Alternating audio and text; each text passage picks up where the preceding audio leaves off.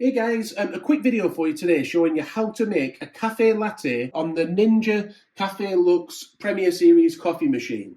So the first thing you want to do is to make sure you've got enough beans in the hopper.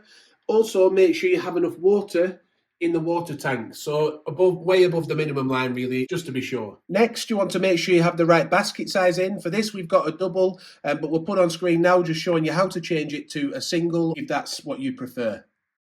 So firstly then we want to turn the machine on. Because we've got beans in the machine already, we've got a grind size and a recommended grind size already set up. I quite like it a little bit finer, if I'm being honest, than what it suggests sometimes. So I'm just going to nudge it down to one under what it's recommended. But again, you can do whatever works well for you. It's already set to espresso, which is what we want. We're going to want a double espresso in this latte. Again, if you want a single, that's fine. You can do that using the single basket. If you find that it's on another setting, then you just turn this dial to get it to the right setting and then adjust your grind size. As you see, when you go to bigger drinks, look, it changes the recommended grind size. When it gets to espresso, just set it up accordingly. To change that grind size, by the way, as I just did there, there's a dial on the side. So you can see you would turn it to the right to make it finer and turn it left to make it a coarser grind. So I like to also set the milk up first and also get it in the jug ready so that when the espresso's finished, it's just ready to be pressed. It just helps the workflow a little bit. So for this particular one, recently we made a latte macchiato on the channel. We were using thick froth for that one, as you can see on the dial there. We're going to want to change it. You have 4 settings. You have zero froth, thin froth, thick froth, and cold froth.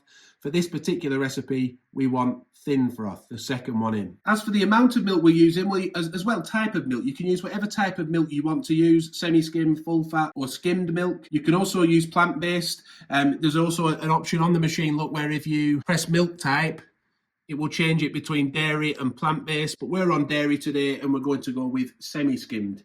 It says you can pour it up to the latte line, which is this third line here, but I tend to use this glass here for my lattes. I have lattes all the time, every day. So we've got good at this. And we found personally that if you pour it to just above the black dot on the whisk, that's for us worked really well for this size of glass, a 350 milliliter glass that we're using here. I'm just going to set my shelf up to the correct level as well. And I'll also put the milk jug under the steam one. So you just lift that up and drop it back in so it's avoiding the whisk inside. Pop it on to the platform, ensuring it covers the metal dot that is the heat gauge underneath. So let's get on to actually grinding the beans now. So for that, we're going to want to remove this funnel. You can see it's got grooves around the edges here. That means it can nicely slot on top of the portafilter here. It then just clips into position. We then slide it into this part here between these two grooves. That slides in like that.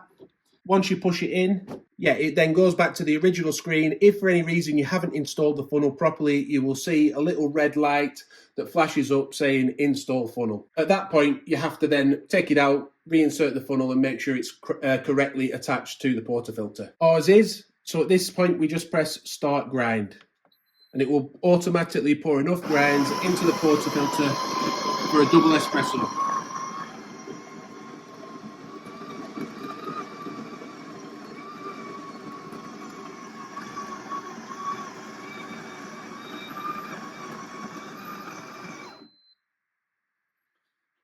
We would then want to remove the portafilter. I like to give it a little bit of a shake just to level it off a little bit.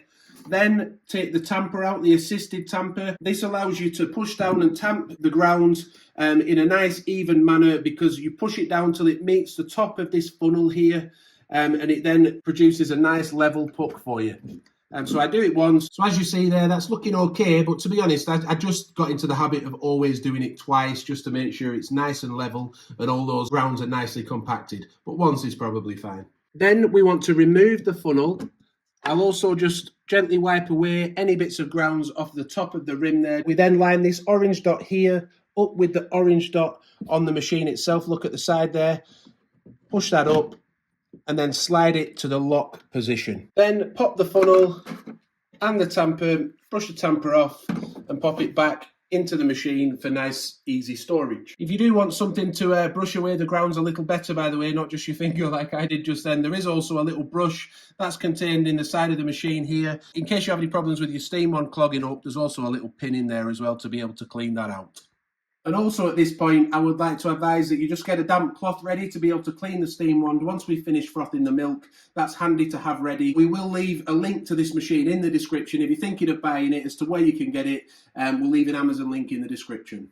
So at this point, my glass on this shelf level just about sneaks under. Look, if you have a look under the portafilter there, just about fits in nicely.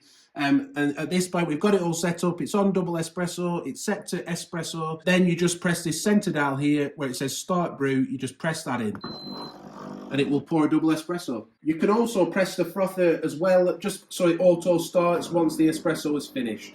So you just press that dial in where it says start froth. It won't froth the milk yet though, don't worry. It's because you can only do one at a time, milk or coffee.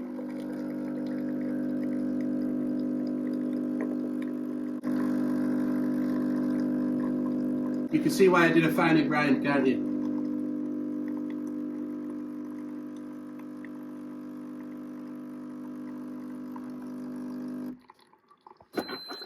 And now the milk will auto start because we've set it up already.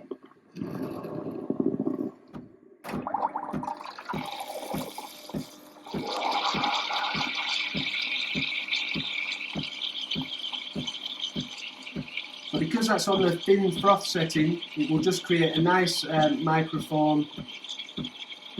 The steam wand is heating it up and it will auto off once it's hit the correct temperature.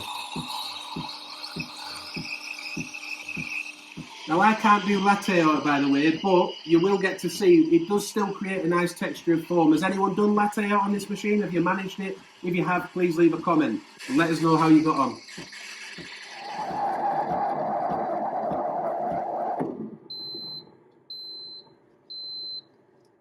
So when the milk has stopped frothing, then we can just lift the steam wand up, remove the jug, get your damp cloth, wipe down all the milk off of that steam wand as quick as you can really. I delayed a millisecond there and it actually gets, it sticks to it quite quickly if you don't do it, if you don't clean it quickly. The machine will then self-purge. You can see it's cleaning the steam wand tip out here.